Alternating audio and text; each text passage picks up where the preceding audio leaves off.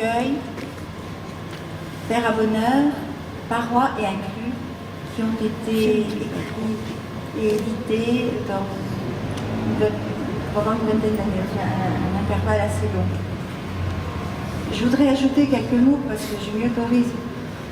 Depuis, quand j'étais plus 30 ans peut-être, je donne un plaisir Guy-Vic aux enfants, ainsi que d'autres poètes, mais pour Guy-Vic, c'est toujours miraculeux, c'est très curieux. Guy-Vic et les enfants, c'est une histoire d'amour en fait. C'est vraiment une histoire d'amour. Qu'est-ce qui est plus important qu'une histoire d'amour? Je ne sais pas. Et est-ce que c'est le rapport, le lien tellement simple, fort, vrai qu'il a avec le quotidien? Or, ces enfants, bien, ils font l'expérience du quotidien, c'est difficile. Donc, il s'approprie immédiatement les poèmes, il les intègre, il les habite. Ils ont une joie, une liberté extraordinaire, une vérité. Et en même temps, ce lien comme ça que Guy-Vic crée tout au long de son œuvre et qui ne se délie jamais, ça laisse leur imaginaire complètement ouvert. Ils y circulent d'une façon extraordinaire. Ils sont toujours, je dis, entre terre et ciel. D'ailleurs, vous le verrez à travers ce montage très court. Il pourrait y en avoir 100, 1000. On arriverait toujours au même point. Vous verrez, là, ça parle de douceur, parce que la douceur est nécessaire. Parce que la violence, ça parle du réel, du rapport au réel, tellement important. Ça parle de l'importance fondamentale du mot. Ça parle de la nature, de la terre, telle qu'elle est, telle qu'on peut y rêver, et puis de la réconciliation toujours nécessaire et toujours présente dans l'œuvre de Guy-Vic. Écoutez-les tous les deux, les enfants et Guy-Vic. Ça sera beaucoup mieux.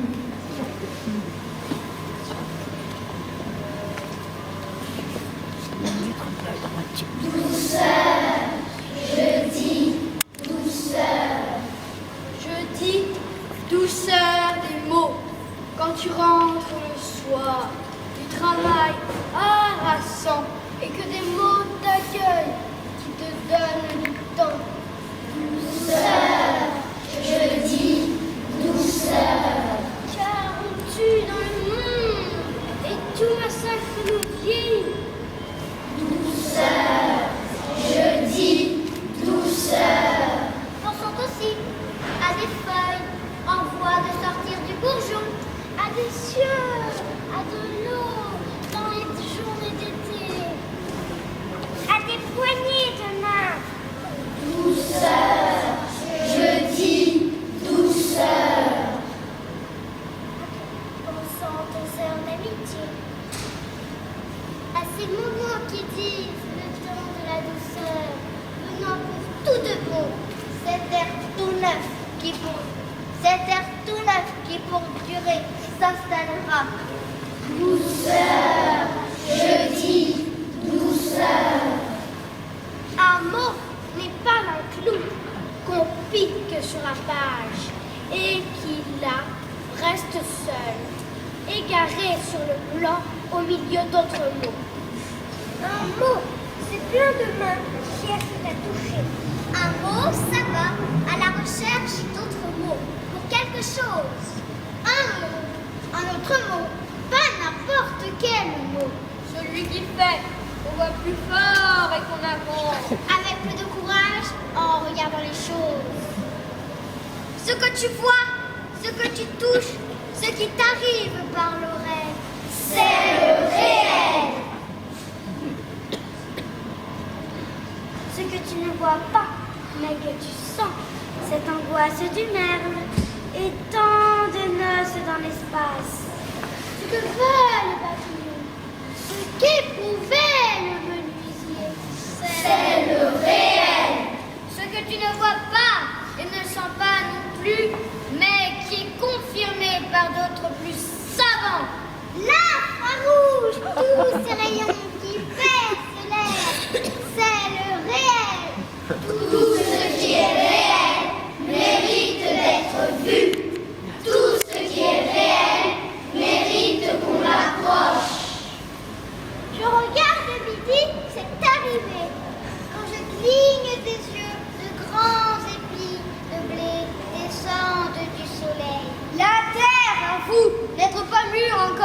supporté longtemps une inquiétude pareille. Et puis, je sais bien qu'il faut faire des fruits. Ne pas laisser des sèves se morfondre et tourner. Je ne crains pas pour toi, ma tête. J'ai confiance. Je sais que tu rechignes à monter d'un degré, mais tu y vas. Oui, joue à travers toi. Oui, mais à l'impossible. Oui, à la lumière. Oui, au noir dans la lumière. À la lumière dans le noir. Nous ferons de la terre une cathédrale sans mur. Les grandes orgues déjà jouent la marée. Les couleurs des vitraux s'annoncent dans le jour. Les blés sous la lumière concrétisent l'espace. Sur le corps des amants, l'ombre n'est pas la mort. Les dimensions du monde seront dans nos instants. Les dimensions du monde seront dans nos instants. Chacun de nous officiera. Quand on s'est connu, quand on s'est reconnu, pourquoi se perdre de vue, se reperdre de vue? Quand on s'est retrouvé, quand on s'est réchauffé, pourquoi se séparer? Nous avons entendu, merci infiniment, chacune et chacun de vous les enfants. Merci infiniment de votre générosité, de tout ce que vous avez appris et de ce que vous avez transmis et de nous avoir fait vivre ici dans cette cour. Merci infiniment, madame. Merci infiniment à tous ceux qui ont été autour d'eux pour cela. Et c'est un moment un peu exceptionnel, un moment de grâce que vous nous avez offert. Et nous en sommes extrêmement reconnaissants. Je pense que tout le monde est d'accord avec moi là-dessus. Vous êtes les hommes et les femmes d'après, ceux que Ludwig, à qui Ludwig pensait quand il écrivait, à qui il a dédié finalement toute cette poésie. Mesdames, Messieurs, chers amis, chers enfants, vous conviendrez avec moi que, quelle que soit l'époque, la société a besoin des poètes. Pour satisfaire celle-ci, il s'installa dans la capitale. Et je ne peux oublier qu'il fut un habitant du 5e, ici, au 47 de la rue Claude Berger. Ce n'est pas vrai que tout amour s'effrite quand le plus grand combat va donner la victoire, l'amour et la joie. C'est cet amour de la vie que le poète a su transmettre et nous le transmettons